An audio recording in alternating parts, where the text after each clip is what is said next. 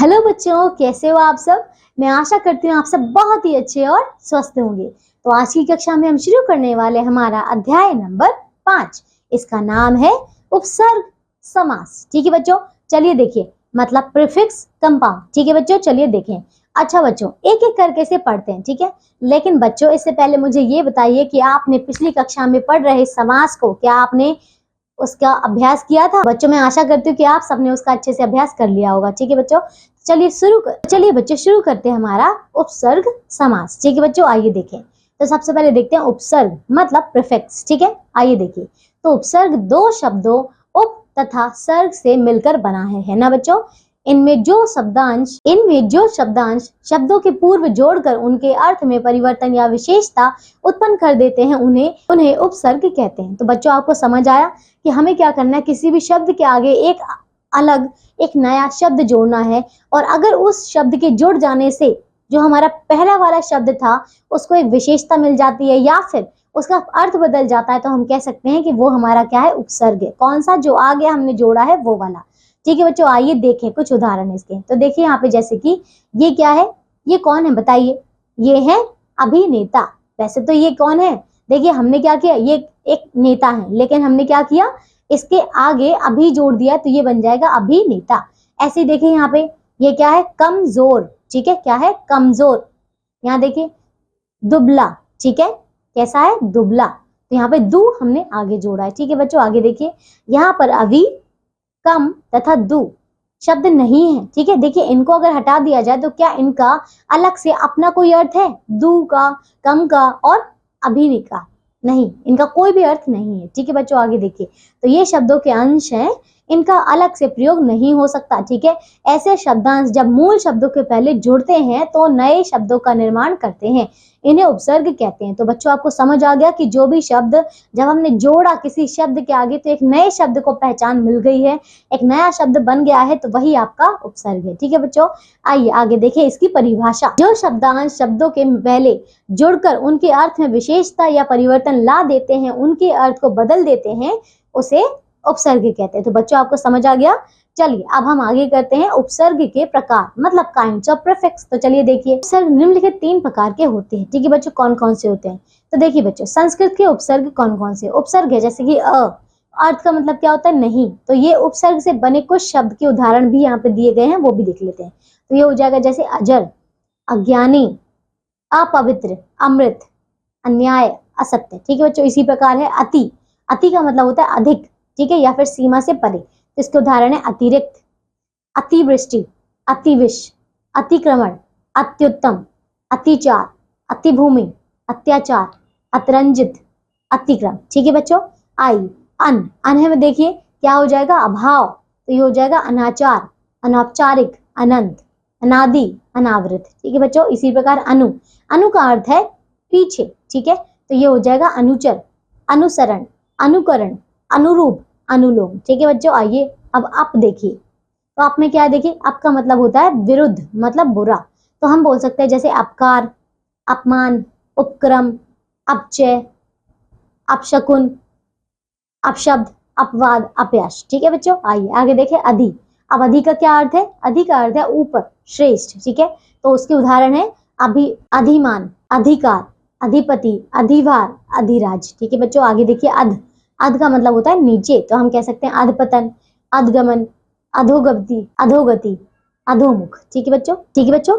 अच्छा, आगे देखिए अभी। तो अभी का क्या अर्थ है, अच्छा। बच्चों, अभी का क्या अर्थ है, अच्छा, सब प्रकार या सामने। ठीक है, तो देखिए आगे क्या है इसके उदाहरण, अभिमत, अभिजात, अभिविज्ञान, अभिज्ञान, अभिजन, अभिसिंचित, अभिसिप्त, अभीष्ट, अभिनंदन, अभिमुख, अभिनेता, अभिनय, अभिवादन, अभिधेय। ठीक है बच्चों, आगे देखिए अव का मतलब होता है हीन, नीचे। ठीक है, तो ये हो जाएगा अवज्ञा, अवतरण, अवनति, अवगुण। ठीक है, इसी प्रकार आ देखिए, आ का अर्थ क्या है, आ का अर्थ क्या है, सब ओर से, तक, भर, अपनी ओर। ठीक है, तो इसका उदाहरण है जैसे कि आचरण, आलोचन, आवृत, आवरण, आक्रमण, आवाल, आजीवन, आकंठ, आजन्म, आमरण, आयात, आदान, आकर्षण, आगत। ठीक है, चलिए आगे देखिए। दू का अर्थ है दो, तो हम कह सकते हैं दुनाली, दुपद, दुचंद,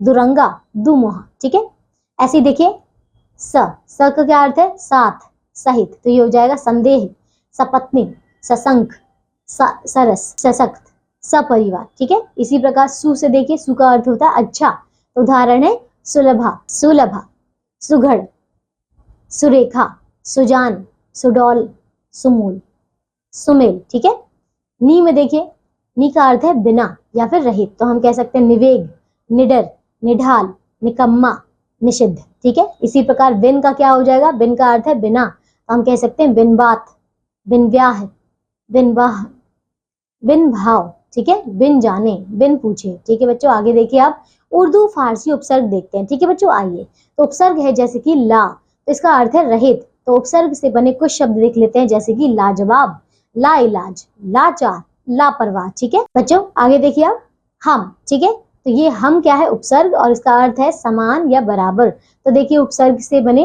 कुछ शब्द देखते उदाहरण, जैसे कि हम शक्ल, हम उम्र, हम राज, हम दर्द, हम सफर। ठीक है, ऐसे ही हर का अर्थ है प्रति, तो ये है उदाहरण हर कोई, हर एक, हर दिल, हर पल, हर दिन, हर किसी। ठीक है, उत का देखिए ऊंचा, श्रेष्ठ, ऊपर, तो इसका उदाहरण है उत्थान, उत्पात, उत्कर्ष, उत्प्रेकर, उत्कृष्ट। ठीक है, उत्कृष्ट, उत्कट। ठीक है, आइए आगे देखें उप का देखिए, उप का अर्थ होता है निकट या गौण। ठीक है, तो देखिए उपसर्ग, उपदेश, उपवन, उपलक्षण, उपनाम। ठीक है बच्चों, ऐसे ही चिर का देखिए क्या है?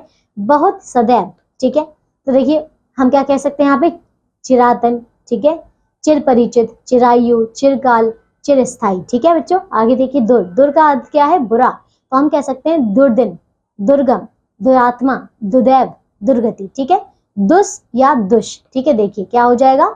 बुरा या कठिन, ये इसके अर्थ होते हैं, और इसके उदाहरण है दुस्साहस, दुष्परिणाम, दुष्कृति, दुष्कर्म। ठीक है, आगे देखिए नी का अर्थ है अधिक, नीचे। ठीक है, तो इसके उदाहरण है निग्रह, निगुण, निशांत, निदारुण, निलय, निलीन, निपात, निपरिवर्तन, निवर्तन। ठीक है बच्चों, आइए आगे देखें कम का अर्थ क्या है? थोड़ा, तो देखिए क्या हो जाएगा? कम वक्त, कम सिन, कम अक्ल, कम उम्र। ठीक है, आगे देखिए खुश का अर्थ है अच्छा, तो हम कह सकते हैं खुशहाल, खुशबू, खुशकिस्मत, खुशमिजाज, खुशमिजाज, खुशनुमा। ठीक है, आगे देखिए गैर, तो गैर का अर्थ है निषेध। ठीक है, तो ये उदाहरण है गैर मौजूद, गैर कानूनी, गैर जिम्मेदार, गैर जरूरी, गैर सरकारी। ठीक है, आइए आगे करें ना का अर्थ है नहीं, बिना। ठीक है, तो नादान, नालायक, नाखुश, नापसंद, नाकाम, नाचीज। ठीक है, आगे देखिए ब का अर्थ है साथ, तो हम कह सकते हैं बराज,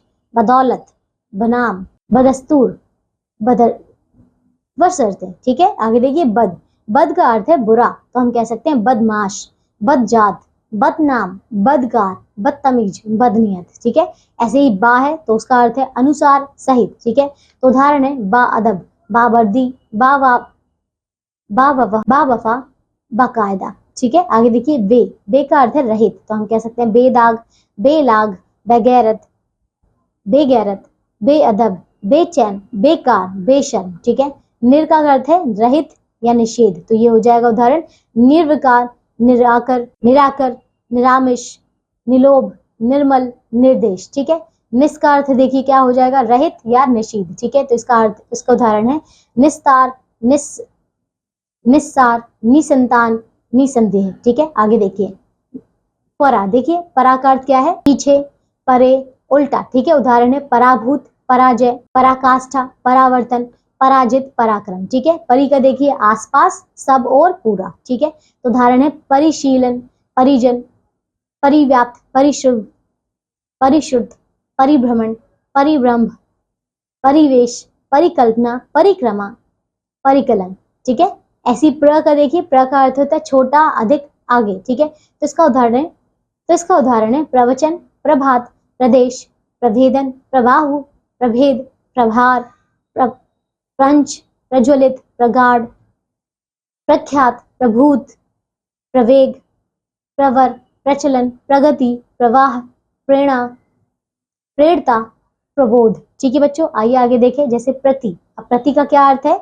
इसका अर्थ है लगभग, सदृश, एक जैसे। ठीक है, या फिर विपरीत। ठीक है बच्चों, चलिए इसको उदाहरण देखिए, जैसे कि प्रतिलिपि, प्रतिरूप, प्रतिबिंब, प्रतिसार। ठीक है, ये सदृश्य का है। एक एक देखिए, प्रतिदिन, प्रतिक्षण, प्रतिपल, प्रत्येक। ऐसे ही विपरीत का हो जाएगा प्रत्यावेदन, प्रत्युत्तर, प्रतिवाद, प्रत्युपकार, प्रतिकार। ठीक है, आगे देखिए पुनर। पुनर का मतलब क्या होता है? दोबारा, फिर। तो देखिए पुनर्वार, पुनर्निर्वाह, पुनर्जन्म, पुनर्गमन, पुनरागमन, पुनरागमन, पुनरावर्ती, पुनर्मान। ठीक है, वी का देखिए तो बिना या फिर नहीं, अधिक, विशेष। ठीक है, इसका उदाहरण देखिए, जैसे कि बिना और नहीं का उदाहरण है विशेष, विपक्ष, विफल, वियोग। ठीक है, अधिक और इसका विशेष का देखिए विध्वंस, विज्ञान, विनाश, विकल्प, विशुद्ध, विनम्र। ठीक है, ऐसी सत का देखिए, सत क्या है? इसका अर्थ होता है अच्छा, तो इसका उदाहरण है सत्कर्म, सज्जन, सदगति, सत्पुरुष, सतगुरु। ठीक है, सम का देखिए, इसका अर्थ है साथ, भली भांति। ठीक है, इसका उदाहरण है संप्रति, सप्रंग, संगति, संगीत, सम्मोहन, संग्रह, संग्रह, सम्मान। ठीक है, भली प्रकार का क्या हो जाएगा? संक्षेप, संलिप्त, संतृप्त, संतुलन, संरक्षण, संभरण। ठीक है, सह का देखिए, इसका उदाहरण, इसका अर्थ है साथ। ठीक है, तो इसका सह देखिए, सह का अर्थ है साथ, तो इसका उदाहरण है सहचर, सहपाठी, सहकर, सहयोग। ठीक है, सु का देखिए, सु का अर्थ है अच्छा, तो ये हो जाएगा सुनाम, सुकर्म, सुपर्व, सुपुत्र, सुयोग, सुमति, सुप्रीति। ठीक है, आगे देखिए स्व। स्व का क्या हो जाएगा अर्थ? ये हो जाएगा अपना, तो उदाहरण है स्व, स्वनाम, स्वतंत्र, स्वाधीन, स्वदेश, स्वजन, स्वकर्म। ठीक है बच्चों, चलिए बच्चों अब आगे देखते हैं हिंदी के तद्भव उपसर्ग। ठीक है बच्चों, देखिए तो उपसर्ग है उन, तो अर्थ हो जाएगा एक कम। ठीक है, तो उपसर्ग के बने कुछ शब्द हैं, जैसे कि 29, 49, 59, 69। ठीक है, ये है एक कम वाला। और देखिए तो औ का अर्थ है बुरा, हीन। ठीक है, इसके उदाहरण है औगुन, औघट, औघट, औतार। ठीक है, कु देखिए, कु का अर्थ है बुरा, तो ये उदाहरण है कुफल, कुपुत्र, कुपात्र, कुसंग, कुलक्षण, कुकर्म। ठीक है, ऐसे ही अ का अर्थ है नहीं, मतलब नहीं या फिर कमी, तो उदाहरण है अमोल, अचल, अनपढ़, अगण, अजान, अभय। ठीक है, अध का देखिए उदाहरण है आधा, तो ये हो जाएगा इसका, अध का अर्थ है आधा। ठीक है, तो उदाहरण है अधमरा, अधपका, अधमरा, अधभरा, अधकचरा। ठीक है, आगे देखिए अग, आगे देखिए अन, तो इसका चलिए बच्चों आगे करते हैं अन। अन का अर्थ है नहीं, रहित। ठीक है, उदाहरण हो जाएगा अनचिन्हा, अनचिन्हा, अनगिनत, अनपढ़, अनदेखा, अनचाहा। ठीक है, आइए बच्चों तो देखिए ये अध्याय हमारा पूरा होता है, लेकिन अभी करने हैं हमें इसके प्रश्न उत्तर। ठीक है बच्चों तो क्या आप सबने ये अध्याय बहुत ध्यान से सुना है? चलिए बच्चों देखिए कितने सारे उदाहरण हैं जो आपको याद करने हैं सारे। ठीक है, चलिए बच्चों आप करते हैं इसके अभ्यास के प्रश्न उत्तर। आइए तो पहला देखिए क्या है, आओ कुछ बताएं। देखिए निम्नलिखित प्रश्नों के उत्तर दीजिए। तो चलिए बच्चों एक एक करके मुझे इन सब के उत्तर दीजिए। क क्या है? समास का पहला और दूसरा पद क्या कहलाता है बताइए। तो समास का पहला पद उत्तर पद क्या, तो समास का पहला पद पूछा गया है ना। समास का पहला पद क्या होता था? पूर्व पद, और जो बाद वाला होता है दूसरा पद वो उत्तर पद होता है। ठीक है बच्चों, ख देखिए किस समास में दूसरा पद प्रधान होता है बताइए, किस में होता है? समास वाला आपने पढ़ा था ना इससे पिछले अध्याय में। तो बच्चों देखिए तो इसका उदाहरण, तो बच्चों इसका उत्तर हो जाएगा आपका कौन सा? तत्पुरुष समास। ठीक है बच्चों, आइए आप करते हैं अगला, आओ कुछ करें। तो देखिए पहला प्रश्न देखिए, सही विकल्प पर चिन्ह लगाइए। तो क देखिए क्या है? प्रति उपसर्ग का अर्थ होता है बताइए, क्या होता है प्रति का मतलब? एक एक, विपरीत, साथ, ये दोनों बताइए। तो ये होता है एक एक। ठीक है, इसका मतलब चलिए ठीक है मैं पहले पर इसको चिन्ह लगा देती हूँ। आइए ख देखिए, प्र उपसर्ग का अर्थ होता है बताइए क्या? अधिक, आगे, विपरीत, ये दोनों बताइए। तो देखिए बच्चों क्या अर्थ है इसका? अधिक, आगे, बताइए क्या? देखिए बच्चों तो इसका उत्तर क्या हो जाएगा? ये हो जाएगा आपका आगे। ठीक है, आइए ग देखिए, अभिमत में उपसर्ग है बताइए क्या? अभी। ठीक है अब देखिए तीसरा प्रश्न, रेखा खींचकर उपसर्ग को मूल शब्द से मिलाइए। देखिए क्या है? पर है। ठीक है, तो मूल शब्द कौन सा है? जैसे कि योग, देश, या फिर यहाँ पे कर्म और ये मार्ग। तो बताइए क्या हो जाएगा? ये उपसर्ग है और मूल शब्द तो मिलाना, जैसे पर योग, परयोग, या फिर पर कर्म, या पर मार्ग, या परदेश। तो ये परदेश हो जाएगा है ना, तो ये हो जाएगा परदेश। अभी ये देखिए सुयोग है ना, यहाँ हो जाएगा सत, तो सत्कर्म, तो ये सत्कर्म हो जाएगा, और ये दुष्मार्ग। ठीक है, दुष्मार्ग। ठीक है बच्चों, आइए चौथा प्रश्न देखिए, नीचे दिए गए शब्दों की सहायता से रिक्त स्थान भरिए। आइए देखिए, जैसे कि क क्या है, उपसर्ग शब्दों के अर्थ में डैश कर देते हैं। क्या कर देते हैं बताइए? परिवर्तन। ठीक है। ख देखिए, उपसर्ग शब्दों के डैश मात्र होते हैं। बताइए क्या होते हैं उपसर्ग शब्दों के? अंश। ग देखिए, उपसर्गों के प्रयास से डैश शब्दों का निर्माण होता है। किनका? नवीन। ठीक है, नवीन शब्दों, नवीन मतलब होता है नया, तो नए शब्दों का निर्माण होता है। घ देखिए, उपसर्ग को डैश भागों में बांटा गया है। कितने? 3 भागों में बांटा गया है। तो ये है चौथा। ठीक है बच्चों, आइए अब करते हैं इसका 5वां प्रश्न। देखिए बच्चों, निम्नलिखित प्रश्नों के उत्तर दीजिए। जैसे कि क है, उपसर्ग किसे कहते हैं? उदाहरण देकर स्पष्ट कीजिए। तो उपसर्ग अभी हमने देखा था कि जो शब्द अन्य शब्दों के आगे जुड़कर उनको एक नया रूप देते हैं या फिर उनकी विशेषता बताने लग जाते हैं, तो उसे ही हम उपसर्ग कहते हैं। जैसे कि इसका उदाहरण हो जाएगा, जैसे कि अब, है ना, तो आप यश। ठीक है, यहाँ से हम या फिर और देख सकते हैं, जैसे कि बताइए, जैसे कि दु। ठीक है, दुष्कर्म। ठीक है, या फिर दुष्मार्ग। ठीक है, चलिए आगे देखिए। ख, उपसर्ग को कितने भागों में बांटा गया है? नाम लिखिए। तो उपसर्ग को 3 भागों में बांटा गया है। ठीक है, देखिए बच्चों, तो इसके 3 भाग कौन कौन से हैं? 3 है। देखिए, एक था हमारा उर्दू उपसर्ग, है ना, एक। तो बच्चों, एक है आपका उर्दू उपसर्ग और एक है आपका एक कौन सा था बताइए? एक संस्कृत उपसर्ग है और तीसरा आपका है हिंदी उपसर्ग। ठीक बच्चों, तो ये इसके 3 भाग हैं। चलिए बच्चों, तो ये अध्याय हमारा पूरा होता है, लेकिन अंतिम में आपको एक क्रियाकलाप दिया गया है। इसको आपने अपने मित्रों की तो बच्चों, इसको आपने अपने मित्रों की सहायता से उनके साथ मिलकर ये पूरा करना है। ठीक है बच्चों, तो बच्चों अब हम मिलेंगे एक नई कक्षा में ऐसे ही नए अध्याय के साथ। तब तक के लिए आप सब अपना ध्यान रखिए और स्वस्थ रहिए। बाय।